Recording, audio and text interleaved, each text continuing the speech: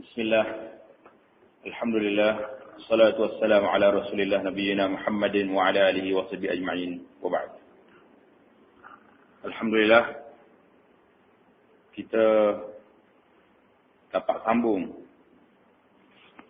pengajian kita untuk memahami Islam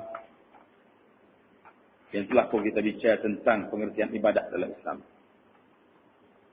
Bahawa manusia ni Allah SWT jadi dia ni wa ma khalaqtul jinna wal insa illa liya'budun. Dia jadi kita ni jin ni tujuan dia nak suruh beribadat kepada Allah, menjadi hamba Allah Subhanahu wa taala, tak ada kerja lain. Bagaimana nak jadi hamba Allah Subhanahu wa taala sepenuhnya? Alhamdulillah kita telah jelaskan pada pelajaran kita yang lepas, iaitulah semua kerja buat kita, inna salati wa nusuki wa mahyaya wa mamati lillahi rabbil alamin. Semua sekali. Nusuki, ibadat kita. Inna salati, semaya kita, wa nusuki, ibadat lain-lain. Korban kita. Mahyaya wa mamati. Hidup kitanya, mati kita semua sekali. Lillahi rabbil alamin. Barulah kita dapat merealisasikan apa yang dikehendaki oleh Allah SWT. Wa ma khalaqtul jinna wal insa illa liya'budun. Jadi kita telah cerita dah bagaimana program yang sepatut kita buat dalam kehidupan kita seharian, barulah kita dapat melaksanakan tuntutan yang tersebut. Dan kita selesai dah kita dalam bab yang pertama, bab mukaddimah dia. Kita telah masuk dalam bab yang pertama, iaitulah kebersihan dan kesucian dalam Islam. Kebersihan dan kesucian dalam Islam, mulanya dengan start ayat Al-Quran Karim, innallaha yuhibbut tawabin wa yuhibbul mutatahhirin. Maksudnya Allah SWT mengasihi orang-orang yang banyak bertaubat dan mengasihi orang-orang yang sentiasa membersih dan mensucikan diri. Kemudian hadis yang ke-10 iaitu an Abi Malik Al-Asy'ari, Nabi sallallahu alaihi wasallam telah jelas kepada kita tentang at-tuhuru syatrul iman. Kemudian kesucian, kebersihan pula dia terbagi kepada dua jenis. Yang pertama kebersihan secara zahir, kemudian diikuti dengan kebersihan secara batin. Manusia ni mesti ada dua. Zahirnya bersih dan batinnya kan juga mesti bersih. Kalau dua ni tidak sama, tidak selaras, bersih zahir saja, batin tidak, maka dia ada menjadi satu kepincingan. Mesti orang itu bersih dari segi batin. Zahirnya tak bersih. Juga tidak sempurna iman dia. Jadi hadis yang telah kita bincang pada minggu lalu, iaitu hadis Aisyah tentang as-siwak, kelebihan siwak. Kemudian diikuti dengan hadis Abi Hurairah radhiyallahu taala anhu. Nabi sallallahu alaihi wasallam jelas kepada kita, kalau tidak aku takut kamu ni susah hati, kalau tidak kamu ni susah, menyusahkan kamu ni, nescaya Nabi kata sallallahu alaihi wasallam, aku akan perintahkan supaya mereka bersiwak pada tiap kali mengerjakan sembahyang. Jadi makna siwak bau ni kita telah jelas dah, bahawasanya asalnya siwak je dengan kayu arak yang disebut tu. Kemudian siwak di zaman kita ni terpulailah kepada suasana sekarang ni. Sama ada kita guna beruh gigi ke guna apa jenis, yang pentingnya nak membersihkan mulut kita, nak bersihkan bau yang mulut supaya jadi bau yang harum, yang gigi kita pula bersih daripada sebarang kekotoran. Jadi penjelasan kita tambah sikit, berapa tempat yang disunat supaya kita bersuci.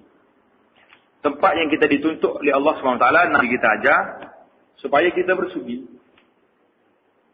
Kerana ia ini termasuk dalam sunan fitrah. Sebagaimana yang disebut dalam hadis yang ke-13. Hadis yang ke-13 mari malam ni. An Abi Hurairah radhiyallahu ta'ala anin Nabi sallallahu alaihi wasallam qala. Khamsun minal fitrah.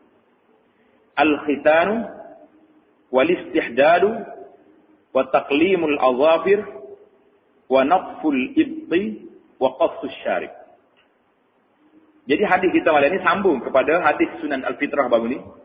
Sunan siwak sebagai penjelasan lagi, tambahan kepada cara-cara kebersihan zahir manusia. Nak bersih zahir manusia ni Nabi kita sallallahu alaihi wasallam ajar semua sekali. Dari Abu Hurairah radhiyallahu taala anhu, dari Nabi Muhammad sallallahu alaihi wasallam sabdanya, 5 perkara dari peraturan-peraturan kebersihan. Dia panggil sunan al-fitrah. Awan fitrah. Fitrah ni ada mengatakan sunnah. Fitrah ni maksudnya kejadian manusia. Manusia ni dijadikan dalam keadaan supaya dia bersih. Bila dia bersih, maka kena jaga. Jaga lagu mana peraturan, jaga mana adat dia. Nabi kita sallallahu alaihi wasallam jelas pada kita 5 perkara dari peraturan kebersihan daripada fitrah dipanggil. Kejadian manusia ataupun sunnah yang mesti diikut. Yang dituntut oleh agama kita. Iaitulah berkhitan. Apa makna khitan? Oh, yang panggil sunnah. Bahasa Melayu kata sunnah, berkhitan. Kau tak kenal khitan? Kena ada. Sunnah kenal. Orang kata nak pergi sunnah. Nak pergi khitan. Satu lagi nak mana nama dia apa? Khitan? Jauh. Nah, tiga. Yang masyhur di kalangan kita ni itulah. Jauh dia kata lebih terkenal lagi di tempat kita ni. Nak pergi budak tu baru tak jauh lagi. Dia kata tak jauh. Wal istihdad, mencukur bulu ari-ari. Ni cukur bulu ari-ari ni termasuk dalam amalan fitrah. Memotong kuku. Wa natful ibti, mencabut bulu ketiak. Wa qassus syarib, dan menggunting misai. Berapa dah tu? 5. Termasuk dalam hadis yang kita baca dah, as-siwak kara. Dalam hadis yang berikut diterangkan beberapa perkara lagi selain dari yang disebutkan pada hadis yang lalu. Hadis yang lepas kita sebut dah as-siwak. Ditambah dengan malam ni khitan, 5 perkara lagi tambah. Kemudian dijelas dengan hadis Aisyah radhiyallahu taala anha wa ardaha, qala Rasulullah sallallahu alaihi wasallam, ashrun minal fitrah. Ashrun minal fitrah. Ini hadis ni tambah lagi. Dari Aisyah radhiyallahu taala anha katanya, Rasulullah sallallahu alaihi wasallam bersabda, 10 perkara dari fitrah. Awana fitrah, peraturan kebersihan manusia. 10 perkara ini. Yang pertama, qassus syarib. Iaitulah menggunting misai. Maknanya susunnya dia tu tak sama. Hadis yang mula-mula tadi, dia start dengan khitan. Kalau ni start dengan qassus syarib. Wa i'fa'ul lihyah, ini hak tambah yang baru ni. Membiarkan janggut tumbuh panjang serta mengemaskannya. Mesti janggut kita ni lock dia naik. Jangan dibuat, jangan digunting. Wasiwak, bersugi, membersihkan gigi. Berapa dah? 5 atas hari, tak tambah hak bawah ni. I'fa'ul lihyah. Dia kenanya pelihara janggut. Yang ketujuh, siwak, bersugi. Wastinsyaf alma, menyeduh air, iaitulah membersihkan hidung. Ini kita bila, lepas ni kita lah pula. Pasal apa disuka? Wa qassul azfari, memotong kuku. Ya ke apa dah? 7, 8, 9. Wa ghaslul barajim, mencabut bulu ketiak. Membasuh buku jari. Jari-jari kita ni kena buat. Wa naful ibti, mencabut bulu ketiak. Tadi ada bilangan masuk dah tadi. Wa halqul anati. Halqul anati itu mencukur bulu ari-ari. Tadi dalam hadis yang pertama tadi dia tak kata halqul an, dia kata al-istihdad. Guna pisah. Tak ingat tak dalam hadis yang 5 tadi, khamsun minal fitrah. Al-khitan wal istihdad. Istihdad tu maknanya guna pisah cukur. Tak ayat nak suruh tak mana pisah cukur tu. Ni hadis yang kedua ni baru jelas. Tujuan pisah cukur tu nak berapa? Khalqul anah. Khalqul anah iaitulah nak cukurnya bulu ari-ari. Tepat dia.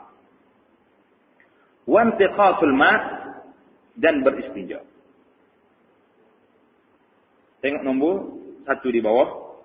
Perkara yang ke-9, intiqasul ma', ada yang mengatakan maksudnya beristinja. Seperti yang disebutkan di sini dalam terjemah hadis kita ni. Perkara yang ke-10, kata Qadhi Iyad, mungkin berkhatan. Seperti yang disebut pada hadis yang lalu. Jadi qala Mus'abun, kata Mus'ab, salah seorang rawi hadis ni. Wa nasitul ashirah. illa an takuna al-madmadah. Dan aku lupa akan perkara yang ke-10. Aku fikir perkara itu tidak lain dari berkomong-komong. Jadi Musa kata dia terlupa yang ke-10 ni. Ada yang mengatakan berkomong. Ada yang mengatakan, apa dia tadi? Al-khitan. Al-khitan termasuk dalam yang ke-10. Sebab al-khitan, dalam hadis yang kedua ni tak sebut. Ada tak dalam hadis yang kedua? Tapi hadis pertama tadi ada. Jadi kalau tidak, jadi lebih lah. Khitan, siwak ada. Kemudian madmadah, berkomong-komong. Sekarang ini kita balik semula, undur balik pada perbincangan daripada awal, 10 perkara yang nak dibincang malam ni. Yang pertama sekali, al-khitan. Ikut hadis yang pertama tadi, yang pertama al-khitan, apa makna khitan? Jawi ataupun bersunat. Apa dia hukum berkhitan? Mesti ke? Wajib ke? Sunat ke? Kau tak payah. Lagu mana? Perkara-perkara yang tersebut ada yang wajib hukumnya dan ada yang sunat. Jadi perkara 10 perkara ni ada yang wajib, ada yang sunat. Yang wajib ialah beristinja. Apa makna beristinja? Beristinja maksudnya membersihkan diri daripada kekotoran hadas. Macam kita buat air kecil. Istinja dia sama ada dengan air atau dengan batu. Dia gini dua ya. Istinja ni sama ada basah ataupun kering. Istilah dia. Tanda dia istinja itu iaitu bersuci daripada hadas. Lagu mana? Dengan air atau dengan benda-benda lain daripada air. Kalau air sesama salah. Basuh air, kemudian sudah. Benda yang kedua yang dibolehkan untuk beristinja, iaitulah bukan air. Yang biasa kita dengarnya apa benda? Batu. Nah, orang panggil istinja dengan batu. Itulah yang kita belajar, yang kita kursus. Istinja dengan batu. Kalau dengan kayu boleh. Cari-cari batu tak ada. Bapak kita ni kata kayu banyak. Ambil kayu ni cokeng boleh. Kau tak boleh. Dia tak kira apa saja pun, nak je benda tu keras dan boleh menyucikan. Sama ada dia batu, kayu, tisu, sabuknya, apa saja kita jumpa, boleh tak? Dia kata kalau guna tisu, kan serupa dengan orang lain pula. Pasal kita duduk gelar dengan orang lain. Demo ni guna tisu. Ini jadi masalah. Tidak jadi masalah, istinja ni boleh semua sekali. Bukalah mikir kita, jangan duduk terikat dengan batu saja. Bila kita dengar batu tu, jadi bila sebut muka lain tu, pelik dia. Ada juga istinja dengan barang lain boleh. Jawab ni boleh. Dia tidak syarat dengan batu, tapi jangan benda tu najis. Dia jangan benda tu, dia panggil muhtaram. Dia hormati. Waktu Nabi SAW Nabi istinja, dia royak pada sahabat dia, pergi cari aku 3 butir batu. Jadi, sahabat ni pergi cari, jumpa 2 butir batu.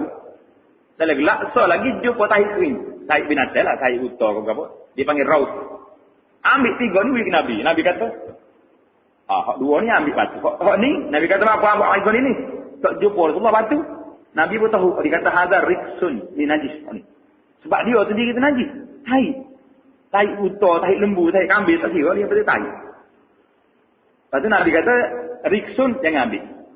Nabi pun lari lah. Tegah daripada menggunakan istinja dengan benda-benda yang ada kehormatan ataupun dia tu najis. Yang ada kehormatannya berapa contohnya? Iaitulah tulah. Tak kita cerita dah baru ni. Wa ma khalaqtul jinna wal insa illa liya'budun. Kau tak cerita tentang jin masuk Islam. Oh ya, ada tak? Kau ayat tempat lain. Pasal banyak tempat dia cerita. Jadi jin ni, waktu dia mari jumpa dengan Rasulullah SAW nak masuk Islam, sudah dia terima wahyu mengaji Islam tu, dia ayat Rasulullah, minta lah barang-barang sikit, rezeki, gapa-gapa ada. Nabi pun ayat. Setiap tulah yang disembelih, makan daripada binatang yang disembelih, itulah makanan. Makanan kami. Pasal tu Nabi SAW ayat, mu jangan istinja dengan tulah. Kerana tulah ni makanan saudara kamu daripada jin. Jadi kita ni kalau ada tulah ke berapa, jangan tahu dari sekali dengan bekas-bekas apa, pampers ke berapa tu, sekali dengan najis. Ni pakai sahabat-sahabat kita mari nak putih, makan tak boleh. Dia kata duduk sekali dengan najis, tak boleh siap dia. Kita kena tak tempat dia tu.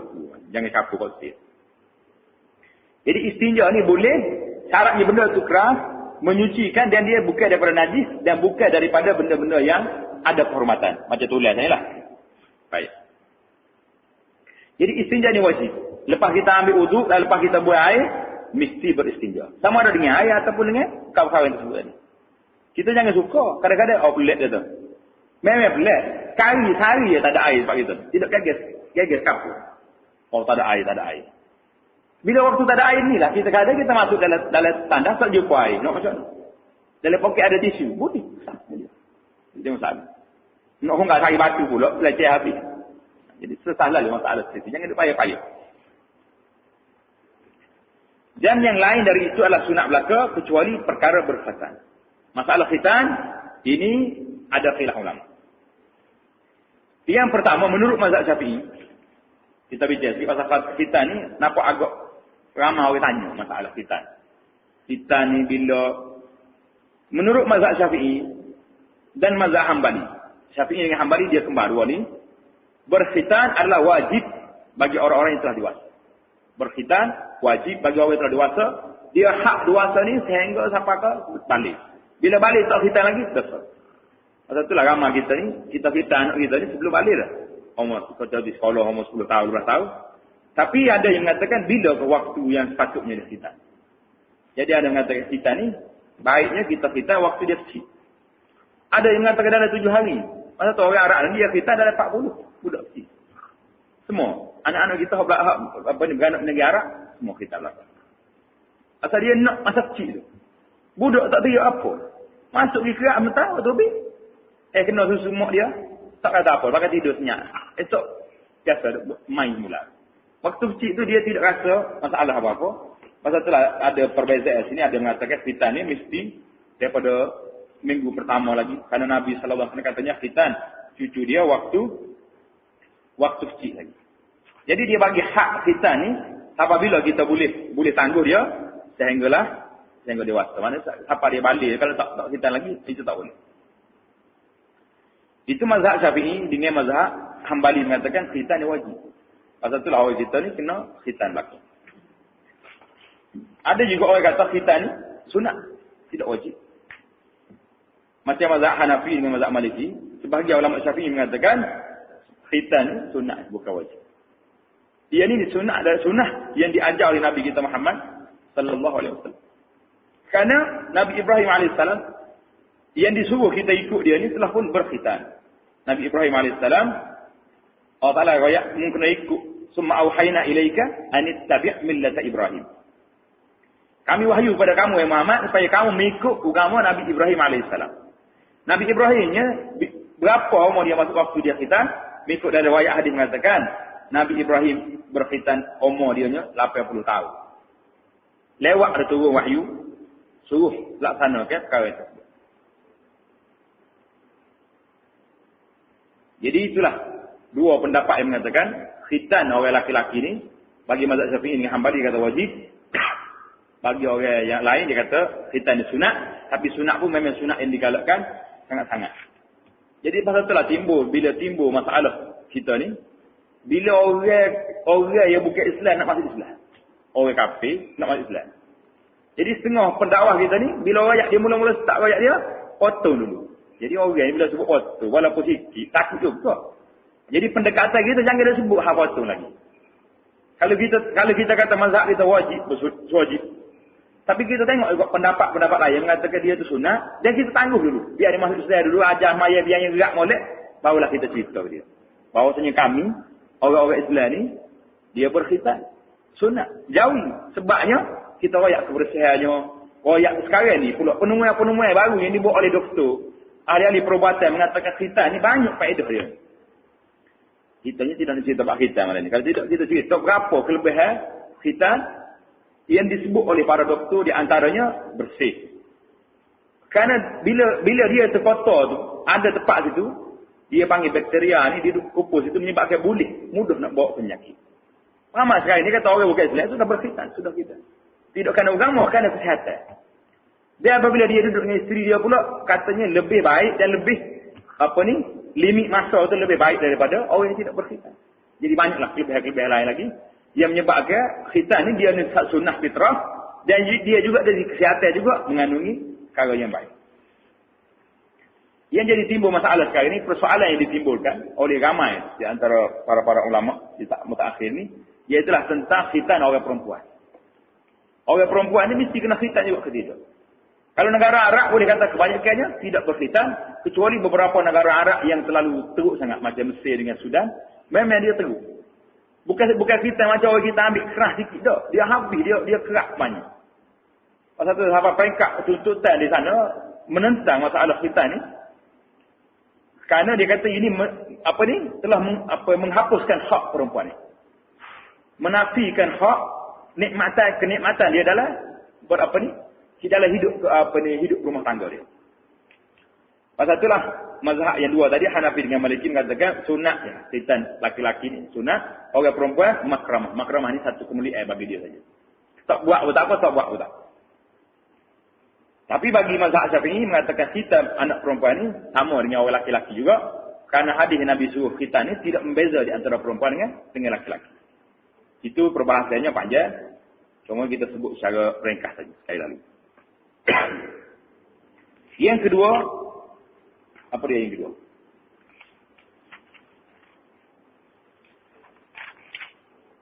Al-istihdad. Istihdad itu maknanya mencukur bulu hari-hari. Dan kerak kuku.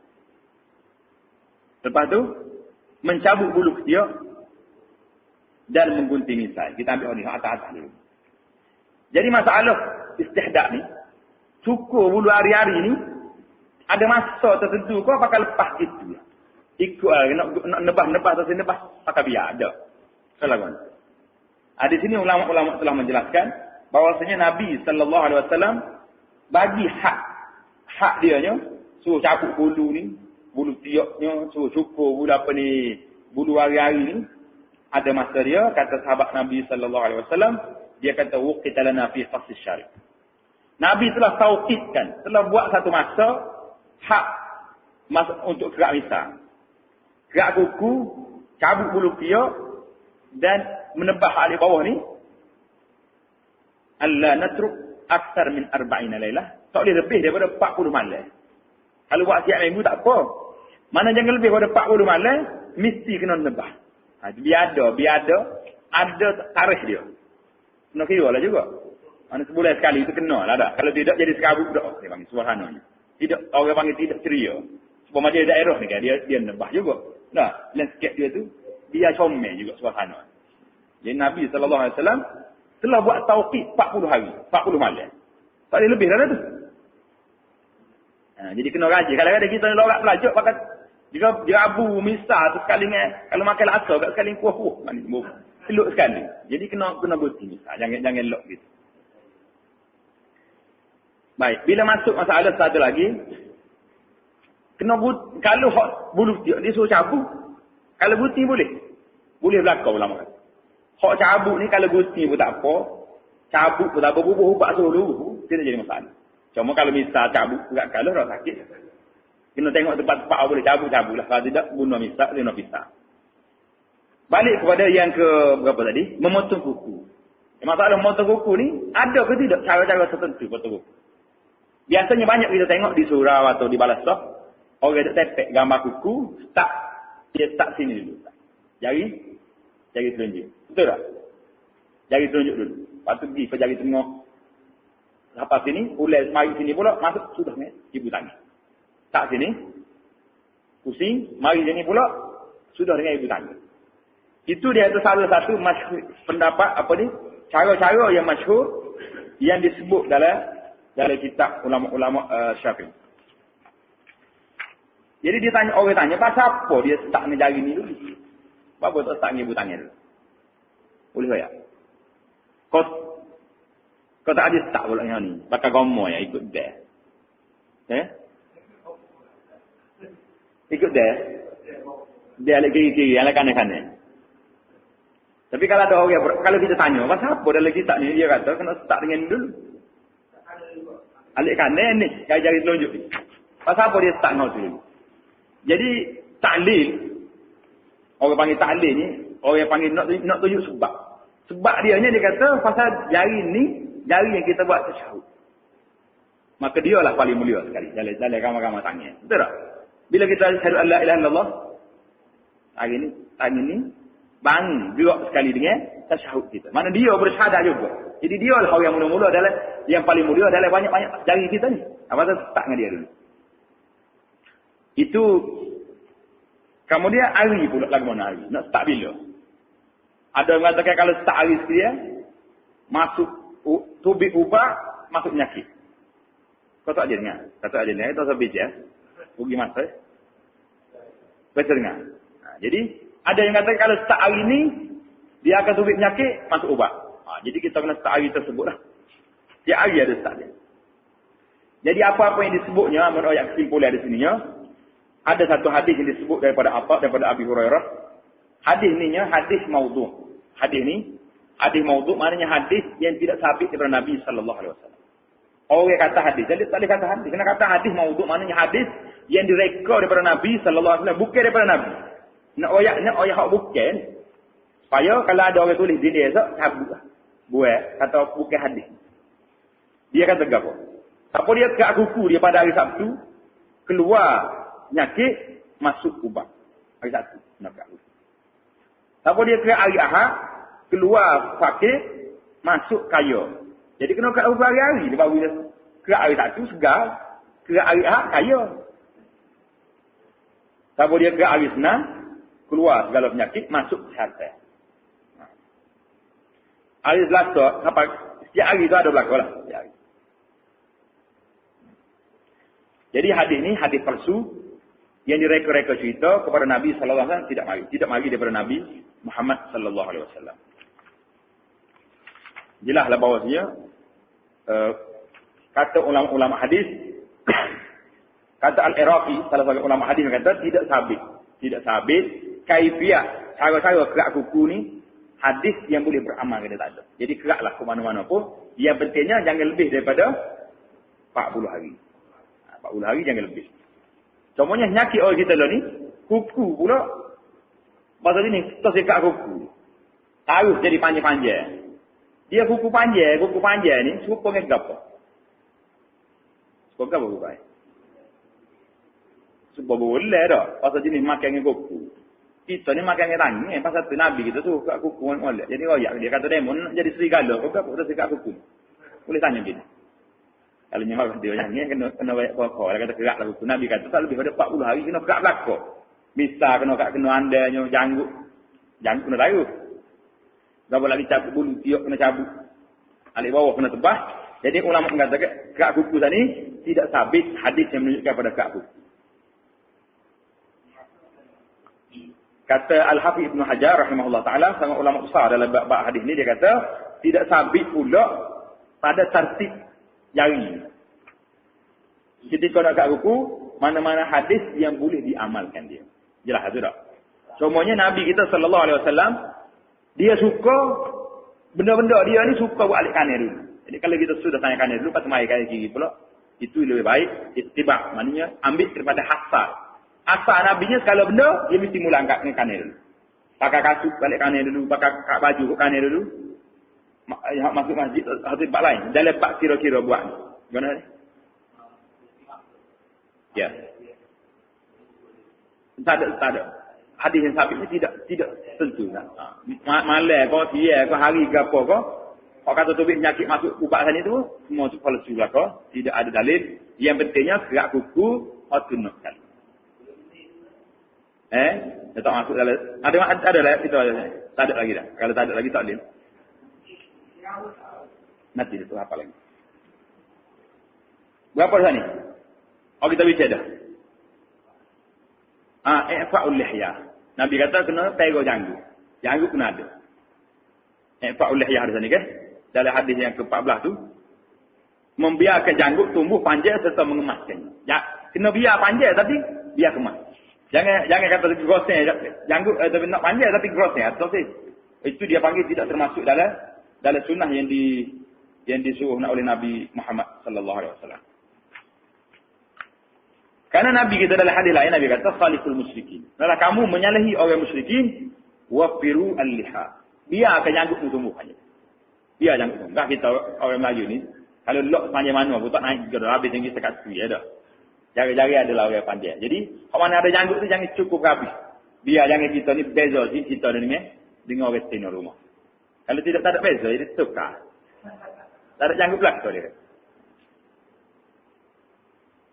Dalam hadis lain Nabi kata sallallahu alaihi wasallam, "Dalam kamu anda misamu dia lepas janggut dia khaliful majus, biar kamu ni beza dengan orang kafir." Jadi ulama-ulama sini berbezalah pendapat, ada yang mengatakan kerak janggut ni makruh. Tapi ada sebagian ulama lagi dia kata tak. Pasal oleh kerana Nabi kata wafiru dengan lafaz amri. Lafaz amar makna musuh. Nabi kata blok janggut ni. Jangan dipotek dia. Blok. Kenapa aja? Jadi kalau kita kerak habis pelakor, jadi nampak bercangguk sangat dengan arah Rasulullah sallallahu alaihi wasallam. Jadi kalau tak sisi secara mana pun, dia ada cepuk sekuatnya dia ada dulu. Buat renok dulu, lepas tu kau panjang dia ada. Kalau kita nak rumah marah kata, token nak suap abang, nak suap pengadik, kata sama tak ada janggut belakang. Tak kena gitu. Tidak nampak sempurna, dia panggil kamal ar-rujul. Tak nampak kehebatan orang lelaki tu, dia janggut sini baru ada. Baru nampak dia terkemah molek, dia ada janggut. Kemudian hak bicara baru ni as-siwak dah. As-siwak kita bicara, iaitulah Nabi sallallahu alaihi wasallam dalam hadis yang telah lepas, hadis yang ke-11 dengan 12, iaitu Nabi kata siwak ni menyucikan mulut dia dan mendapat keredaan Allah Subhanahu Wa Taala. Cuma kita tambah sikit malam ni, berapa tempat yang disunatkan kita bersiwak? Yang pertama sekali ketika bangun daripada tidur. Bila kita sedar tidur, sebelum apa ni nak pergi masjid tandas tu, basuh muka, nak siwak. Yang kedua adalah kita bersiwak setiap kali wudu. Jadi kita bicara siwak ni mesti dengan kayu ke? Kalau jawab dia dengan beruh gigi pun tidak jadi masalah. Yang ketiga, setiap kali nak semaya, kita siwak. Yang keempat, ketika masuk rumah. Masuk rumah kita, siwak dulu. Barulah kalau nak pergi dekat orang tino rumah pun, dia kata, tidak ada bang pelik. Jadi mari dulu, nak kecek orang rumah. Yang keempat, sunat kita bersiwak ni ketika berubah. Bangun mulut kita lama duduk, kita duduk dia makan peduk ke apa duduk. Jadi baiklah kita bersiwak. Yang keenam, ketika nak baca Quran. Mana kalau kita nak baca Quran, malam-malam sudah makan berapa semua sekali dah, siwak dulu, barulah kita ambil Quran. Tersebut dalam hadis yang hasan, sanadnya jayyid. Nabi sallallahu alaihi wasallam kata, seorang hamba itu apabila dia bersiwak, kemudian dia bangun semaya. Sudah dia siwak, dia bangun semaya. Bangun juga malaikat belakang dia. Duduk dengar dia baca. Sehingga malaikat mari duduk dekat kita. Hatta yada'fahu ala fi. Tak mulut dia, tepi mulut kita. Duduk dengar kita baca Quran. Jadi malaikat-malaikat ni sensitif dengan bau-bau yang tidak harum. Dia sensitif. Pasti bau busuk. Jadi kata Nabi sallallahu alaihi wasallam, mana-mana ayat Quran yang kita baca tu subik masuk dalam mereka. Fatahhiru afwahakum lil Quran, kata Nabi sallallahu alaihi wasallam, maka bersihlah mulut kamu untuk Quran. Bersih mulut kamu untuk Quran. Jadi banyak Nabi kita ni sallallahu alaihi wasallam ajar sangat-sangat nak kedai kepada kita. Kemudian yang ketujuh, adalah kita bersih juga mulut kita sebelum keluar daripada rumah kita. Kalau kita sudah duduk relax rumah nak subik, pakai siwak pasal biar kita jumpa dengan orang dalam keadaan kitanya someh, bangunnya. Tidak kata orang pergi dekat. Kalau bangun busuk sekali, minggu depan jumpa pula. Nak salah, tak apa nak pergi dekat. Tidak. Dia kata tak boleh main dia. Tak apa sedap bang. Masalah apa lagi yang tak selesai. Al-istinsyaq, iaitulah kita bersih air. Masuk air dalam hidung. Biasanya hak ni disunatkan supaya kita buat waktu bangun daripada tidur. Dan waktu kita nak wudu. Pasal apa dia suruh masuk air dalam itu? Mengikut riwayat mengatakan, syaitan dia tidur dalam itu. Syaitan. Pasal tu, bila tempat kosong kat situ. Kita tidur, mana tempat terbuka? Dalam itu, dia masuk tempat kosong. Syaitan tidur. Waktu bila kita ambil wudu, kita bubuh air, dia pun lari seluruh. Yang hidup sini, kata aku nak pergi semaya. Tu kita banyak jawab ni. Bila kita bangun tidur tu baca doa dulu. Allahumma inni alhamdulillahillazi ahyana ba'da ma amata an-nusyur. Lepas pada tu masuk di batu muka, masuk air dalam hidung, amat setan, Nak masuk tandas pun, doa juga minta biar dia lari dulu, jangan kasar lagi. Barulah kita boleh melaksanakan ibadat yang kita sebut ni. Wa ma khalaqtul jinna wal insa liya'buduni. Barulah kita dapat merealisasikan hak nak jadi hamba abdi kepada Allah. Penuh masa tu insya-Allah akan berjaya dengan komit, dengan cara yang kita buat mengikut apa yang diajar oleh Rasulullah sallallahu alaihi wasallam. Apa lagi yang tersebut? Membasuh buku jari. Jadi setiap jari kita ni biasanya tempat-tempat bersendi. Nabi kita suruh basuh tempat-tempat ada sendi ni. Pasal biasa di sendi ni, tempat bipak ni tidak dia ada daki kita kalau kita tak gosok. Sama ada tangan kita mana-mana celah kaki, siapa di celah telinga pun kena barajin ni kena basuh. Sebab kita tak gosok celah telinga ni. Sekali-sekala kalau pengat waktu tubik dah dah. Jadi pasal tu tidak bersih. Tempat-tempat lipatan, tempat-tempat duduk apa sendi-sendi ni kena bersih lah kata Nabi sallallahu alaihi wasallam.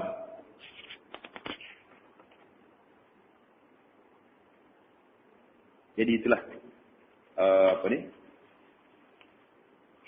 apa yang disebut oleh Rasulullah sallallahu alaihi wasallam pada ni, bahawa perkara dia panggil min sunan al-fitrah, daripada asal kejadian manusia. Jelasnya kebersihan dan kesucian dalam segala bentuknya adalah dituntut oleh syarak. Ini disimpulkan dalam hadis yang bermaksud kebersihan itu adalah dari iman. An-nazafatu minal iman. Tiap-tiap seorang dituntut bukan saja berkeadaan suci bersih, meliputi tubuh badan, pakaian dan tempat tinggal, tetapi juga dikehendaki sentiasa kelihatan berkeadaan indah berseri. Biar sama-sama kita. Biar jangan sama. Sesuai dengan ajaran Islam yang diterangkan dalam hadis yang berikut. An Abdullah bin Mas'ud radhiyallahu taala anhu, anin Nabi sallallahu alaihi wasallam qala, "Innallaha jamilun yuhibbul jamal." Innallaha jamilun yuhibbul jamal. Dari Abdullah bin Mas'ud dari Nabi Muhammad sallallahu alaihi wasallam sabdanya, sesungguhnya Allah bersifat dengan segala sifat-sifat yang indah dan kerana itu ia redha akan keindahannya dalam segala bentuknya. Jadi lah ni kena pergi penjelasan sikit. Kita ambil masa kita apa dah. Nak bicara lebar ujian dah tadi.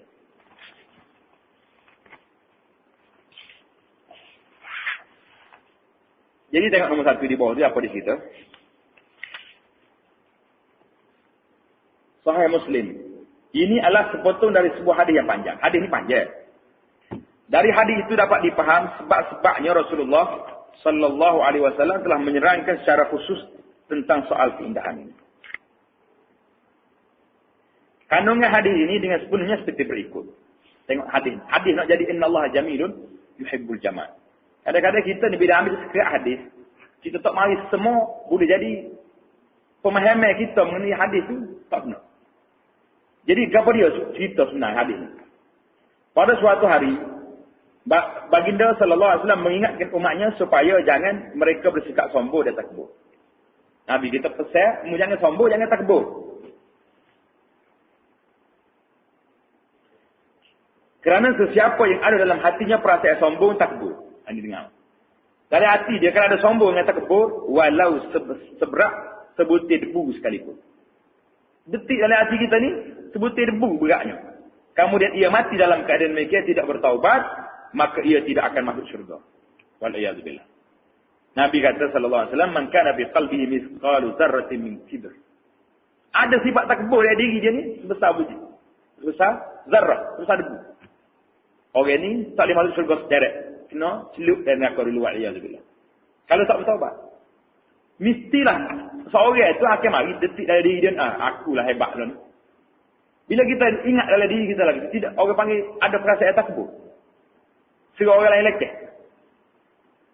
Pada waktu itu, kita kena tolak selalu. Tolak selalu dengan hati kita, tolak lalu. Aku ni, kecek lagi ni, tak molek. Mana kita sendiri, kita tolak. Jangan istimrah. Jangan berterus. Kita duk memikir lagu tu, duk kondem orang. Duk serah kita yang pandang. Orang lain tak uti belakang. Tak boleh. Bila kita serah mari dalam hati lagu ni, tolak lalu. Ni salah ni. Jadi sahabat Rasulullah sallallahu alaihi wasallam dia dengar Nabi kata, tak akan masuk syurga orang yang ada dalam hati dia sebutir zarah takbur, bangun lalu dia.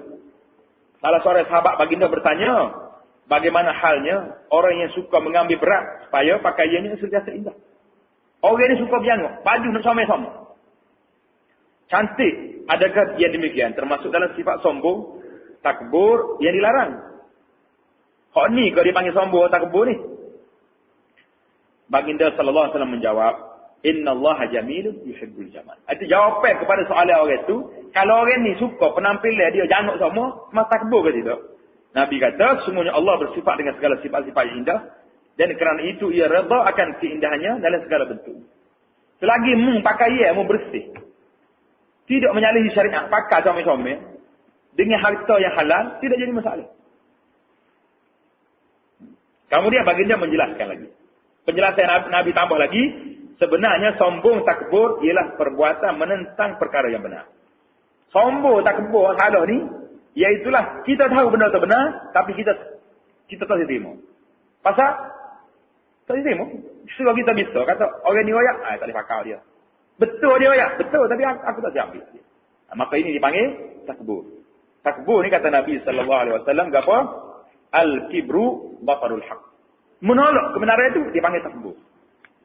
Wa ghamtun nas, dia kita memperlekehkan orang lain itu dipanggil takbur. Mana kita rasa kita ya bisa. Orang lain tak pakai kita. Jadi itu dia panggil tak boleh. Sombong takbur ialah perbuatan menentang perkara yang benar. Kalau kita tengok orang itu benar, walaupun dia tu orang kapur kau, orang kecil kau, kita kena terima. Dan mana rendah kepada orang lain, kita jangan pandang rendah orang lain, kita ya bisa lah. Tak boleh, itu dipanggil takbur. Jelasnya tiada seorang bukan saja dikendaki berkeadaan bersih suci dan indah berseri, tetapi juga disunahkan memakai bau-bau yang semerbak harum, terutama apabila hendak pergi ke masjid. Dalam pada itu, tambah heboh cik ni. Patut dia besar ni. Kaum perempuan dilarang memakai bau-bauan semasa keluar dari rumah. Walaupun comel tak mana orang perempuan, dia dilarang pakai bau-bauan waktu tubik pada rumah. Dia tak boleh pakai bau. Nabi kita larang. Nabi kata, manis ta'far. Mana-mana orang perempuan yang pakai bauan yang harum, keluar daripada rumah dia, lalu depan laki-laki yang bukan mahram dia, orang ni sudah dianggap sebagai perempuan pelacur. Kata dia perempuan, fahiyah zaniyah, Nabi kata, orang ni dianggap sebagai pelacur. Jadi itu juga bahasa apa? Tidak benar orang perempuan ni pakai air wangi di hadapan laki-laki. Kerana ini menaikkan syahwat.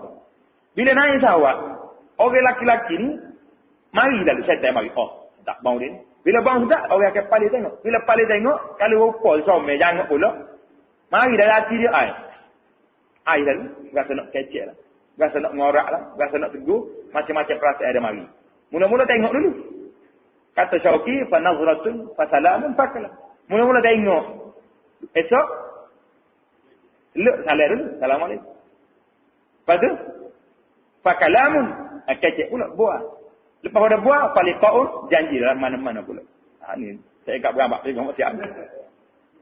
Jadi, kita lagi. Orang isteri-isteri kita, anak-anak kita, kalau dia nak pakai air bau, kata pakai rumah untuk cik Abel Raymond. Ni tanya Abel Lik, busuk bangan, nak dekat malah. Tanya nak tobek kedai, tak mudah, sebab tu lalu, tu bang dah.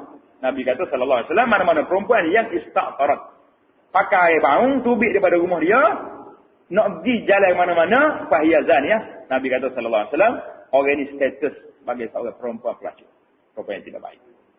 Dia tak syarat pelacur ni, dia melacur jual tubuh dia. Mana dia seolah dia jajah tubuh dia kepada Allah. Buka pintu fitnah, orang tengok, bang sudah, tengok. Comel, tunggu. Tak salah. Nazratun, fasalamun, fakalamun, faliqah. Lepas tu yang terakhirnya, wal'iyazubillah. Jadi kau yang tidak baik. Itu penjelasan kita, innallaha jamilun yuhibbul jamal. Memerlukan kepada penjelasan yang jelas, insya-Allah kita sambung dalam penjelasan kita akan datang. Subhanakallahumma bihamdik. Asyhadu an la ilaha